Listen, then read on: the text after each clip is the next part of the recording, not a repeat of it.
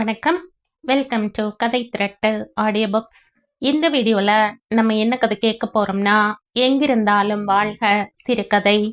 நம்ம சேனலை இது வரைக்கும் சப்ஸ்கிரைப் பண்ணாதவங்க சப்ஸ்கிரைப் பண்ணுங்க.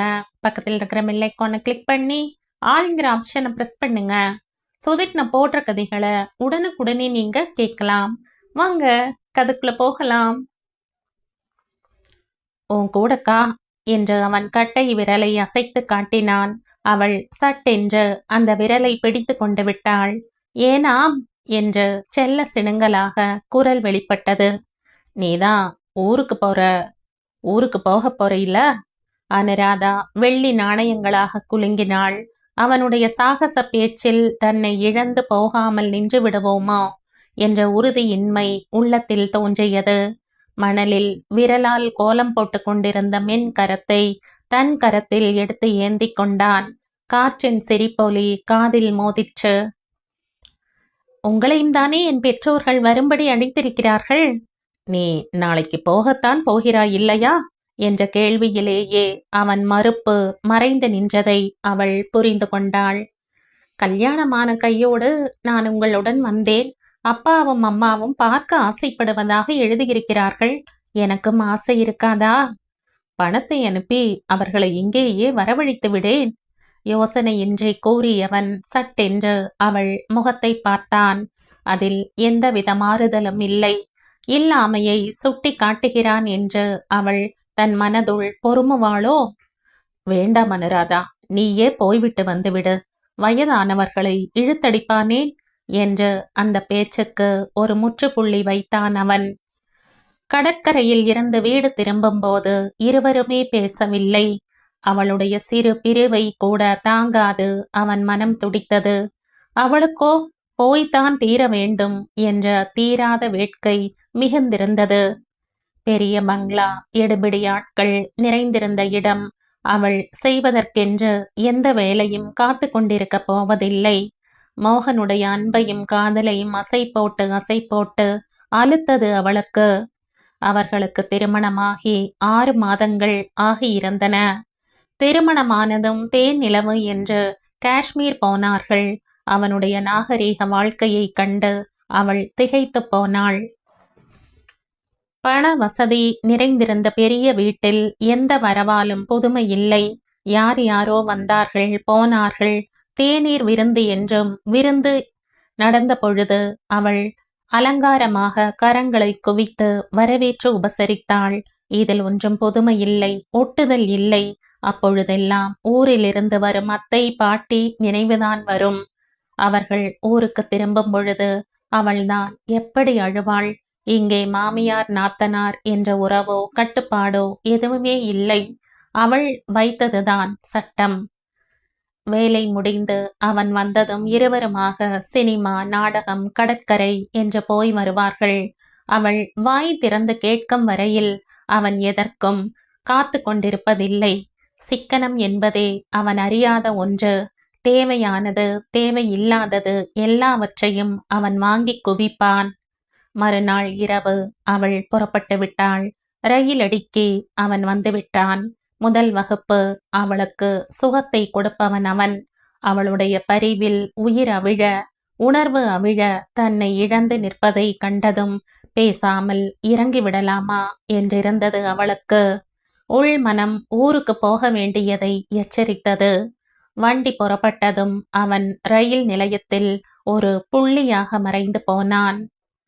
ஸ்ரீவில்லிபுத்தூருக்கு வந்ததும் அவள் மனம் கட்ட விழுந்து துள்ளியது. அங்கே மோகனின் நினைவு அவ்வளவாக எழவில்லை. அப்பாவுடன் பேசுவதும் அடுத்த வீட்டுக்காரர்களுடன் வேலியோரமாக நின்று வம்பு பேசுவதுமே சுவாரஸ்யமாக இருந்தது. மோகனையும் அவனுடைய செல்வத்தையும் வைத்துத்தான் தனக்கு இத்தனை மதிப்பு என்று அவள் புரிந்து கொள்ளவில்லை. குளத்தில் குளிக்கும் பொழுது மீனாக மாறி கண்கள் நீரை துளைத்தன. நடுக்குளத்தில் நீச்சலிடுபவர்களை கண்டு அவள் தோ அவன்தான் என்று மனம் சிலிர்க்க எண்ணுவாள். இல்லை என்றதும் அந்த சிலிர்ப்பு அடங்கி ஒடுங்கிவிடும். மனம் ஓய்ந்துவிடும். கூட்டத்திலும் கோயிலின் பிரகாரங்களிலும் பழக்கமான இடங்களிலும் அவள் பார்வையை அலைய விட்டாள். அவள் பார்வைக்கு பதில் பார்வை கொடுத்து கண்களாலேயே அடைத்த அந்த உருவம் புலப்படவே இல்லை. அம்மா, பாபுவை காணமே, நான் வந்தது அவனுக்கு தெரியாதா? அம்மா வேலையில் கவனமாக இருந்ததால் அவள் முகத்தை கவனிக்கவே இல்லை. பேச்சின் போக்கையும் இயல்பாகவே எடுத்துக்கொண்டாள். மகளின் எண்ணம் இன்னமும் பாபுவின் மேல் இருப்பதையோ, அந்த எண்ணங்கள் அவனை கொடூரமான வார்த்தைகளால் தாக்க காத்திருப்பதையோ அவள் உணரவில்லை. என்னை வேண்டாம் என்று மறுத்தாயே பாபு, நான் எப்படிப்பட்ட வாழ்க்கை வாழ்கிறேன் பார். உன்னை எந்த ரதி மணந்து கொள்ளப் போகிறாள் பார்க்கிறேன் என்று அவள் கருவினாள் மனதினுள். பாபுவா? அவன் பட்டணம் போய் 6 மாசங்கள் ஆகப் போகிறதே, உன்னை வந்து பார்க்கல? பழக்கம் எல்லாம் அவ்வளவுதான். நான் எத்தனையோ தரம் சொன்னேன். அது மின்சாரமாக தாக்கியது அனுவை. ஊருக்கு வந்த பயணம் வீண் என்று மருகினாள் அவள். நீ மறுத்ததால் நான் ஒன்றும் செத்து விடவில்லை. நன்றாக செழுமையாக முன்னை விட எத்தனை அழகாக இருக்கிறேன் என்று அவனிடம் கௌரவம் பாராட்ட ஒரு சந்தர்ப்பம் கிடைக்கவில்லையே. அவள் தன் பெற்றோரை பார்க்கவா இப்படி ஓடி வந்தாள்? போகட்டும், பட்டணத்தில் பார்த்து விடலாம் என்று தன்னையே தேற்றிக் கொண்டாள். பாபு அவள் தந்தையின் மாணவன். இள நட்பு முற்றிய பாகாக கசிந்தது. வயதும் பருவமும் அவன் பக்கம் படர்ந்தது. அவள் விழி பார்வைகளுக்கு பதில் பார்வை கொடுத்ததோடு அவள் தந்தைக்கு நம்பிக்கைக்குரியவனாக இருந்தது வேறு, சௌகரியமாக இருந்தது.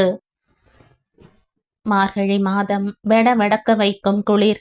அவள் மார்கழி நோன்பு இருப்பது வழக்கம். குளிரையும் நடுக்கத்தையும் பொருட்படுத்தாமல் விடியற்காலையில் கோயிலுக்கு செல்வது வழக்கம்.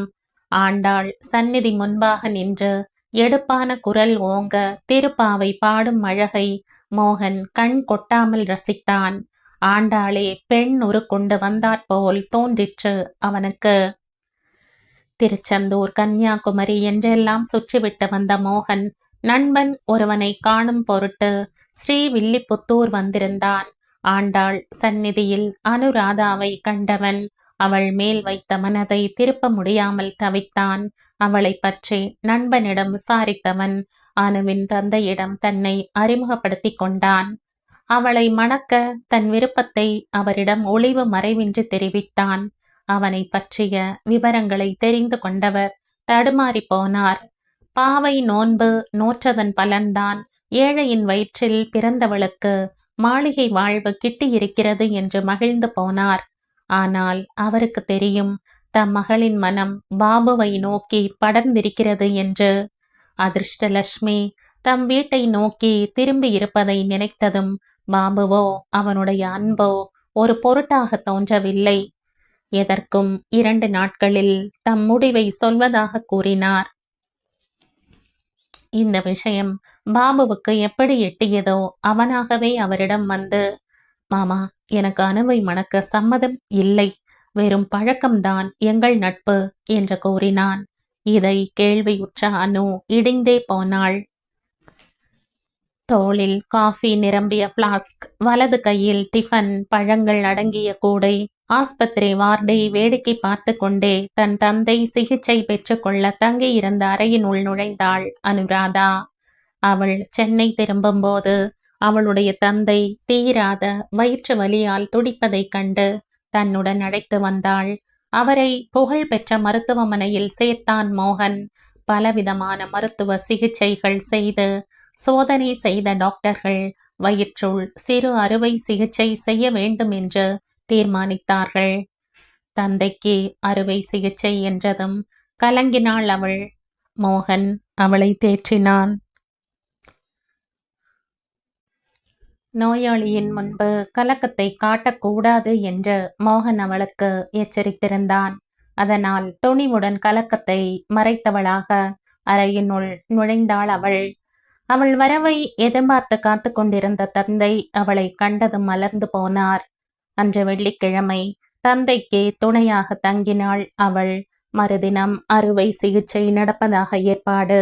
மோகன் அலுவலக விஷயமாக பம்பாய் போயிருந்தான். மறுநாள் காலையில் நேராக விமான கூடத்தில் இருந்து மருத்துவமனைக்கு வருவதாக கூறியிருந்தான். வீட்டில் தங்கியிருக்க பிடிக்காமல் மருத்துவமனைக்கே வந்தாள். அவள் மனதில் சிறு கலக்கம் அடி வயிற்றை பிசைந்தது. அடுத்த அறையில் தங்கியிருந்த ஒரு வயதான அம்மாள், இதென்ன பெருசு, ஒன்னும் பயமே இல்ல என்று ஆறுதல் கூறினாலும் மனசில் அலையடி ஓயவில்லை. அவள் வந்த பொழுது மருந்துகளின் துணையினால் வலியை மறந்து தூங்கிக் கொண்டிருந்தார் அவள் தந்தை. அதை கலைக்க மனமின்றி அறை வெளியில் வந்து நின்று கொண்டாள். கையில் கொண்டு வந்திருந்த நாவலில் மனம் லயிக்கவில்லை. கவிழ்த்து வைத்த புத்தகமாக அவள் மனம் 2 பக்கமாக கிடந்தது. இன்பம் துன்பம் என்று பிரிக்கப்பட்ட அத்தியாயங்களாக எண்ணங்கள் பாகுபட்டு நின்றன. பாபு என்னை ஏன் மறுத்தான்? மருகினாள் அவள். விடை கிடைக்கவில்லை. திருமணத்துக்கு அவன் வந்திருந்த போது கூட அவள் நெருங்க இயலாத வண்ணம் விலகி போனானே. அடுத்த அறையின் முனகல் சத்தம் நெஞ்சை தொட்டது. ஆளரவமே அற்று கிடந்தது. நர்ஸ் எங்கோ நின்று கொண்டிருந்தாள். முனகல் சத்தம் கேட்டதும் அவளால் பேசாமல் இருக்க முடியவில்லை. அடுத்த அறையினுள் அவள் நுழைந்தாள். பாபு, குரல் தொண்டையில் அடங்கிவிட்டது. பாபு கிழிந்த நாராக அங்கே கிடந்தான்.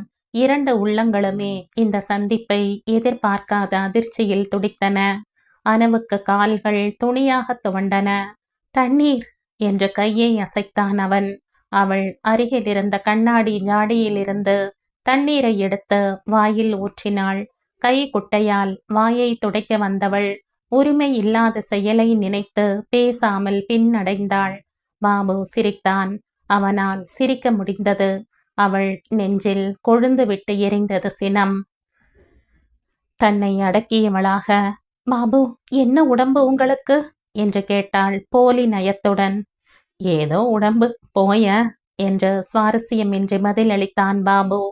பணக்காரர்கள் தங்கி சிகிச்சை பெறும் இந்த மருத்துவமனையில் பாபு வந்து தங்குவதென்றால் அவனுடைய நோய் எத்தகையதாக இருக்க வேண்டும்? காடாக படர்ந்த தலையும் குழி விழுந்த கண்களும் கண்களுக்கடியில் கட்டிய கருவளையமும் அவனுடைய நோயின் தீவிரத்தை உணர்த்தின. அவன் நோயுடன் போராடுகிறான் என்பதை அவள் உணர்ந்து கொண்டாள். ஸ்ரீவில்லிபுத்தூரிலிருந்து ஓட்டு வீட்டை கூட பாபு விற்றதாக அம்மா சொன்னாள். அதன் காரணமும் கூட இப்பொழுதுதான் புரிந்தது அவளுக்கு. நீ எப்படி இருக்கிறாய்? அவளுடைய செழுமையை அவன் கண்கள் எடை போட்டு துல்லியமாக திருப்தியை காட்டிற்று. நான் நன்றாகத்தான் இருக்கிறேன். பெருமை வழிந்தது குரலில். சுட்டிக்காட்ட ஒரு சந்தர்ப்பம். அதுவரையில் நெஞ்சில் பொங்கிய எண்ணங்கள் வழிந்தே விட்டன. பாபு, நீங்கள் என்னை மறுத்த காரணம்?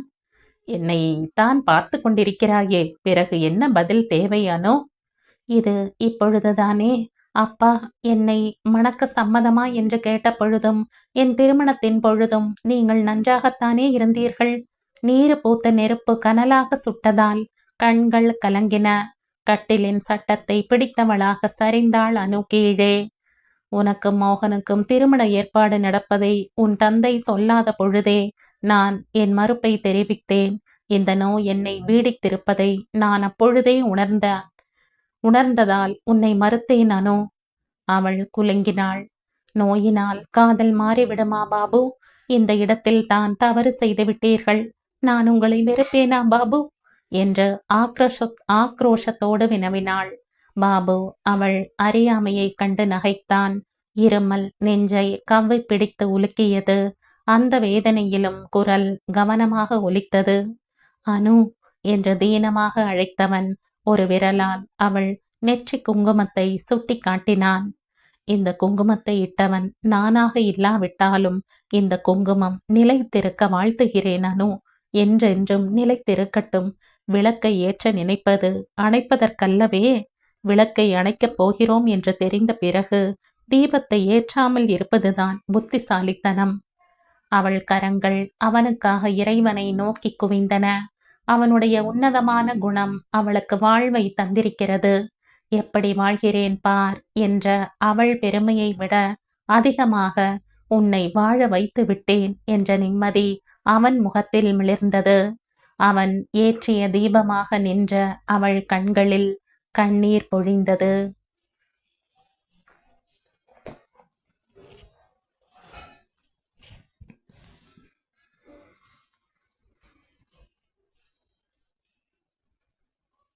இதோடு இந்த கதை முடியுது. இந்த கதை உங்களுக்கு பிடிச்சிருந்தா லைக் பண்ணுங்க, ஷேர் பண்ணுங்க, சப்ஸ்கிரைப் பண்ணுங்க. மற்றும் ஒரு இன்ட்ரெஸ்டிங்கான கதையோட அடுத்த வீடியோல சந்திப்போம். பை. தேங்க்யூ.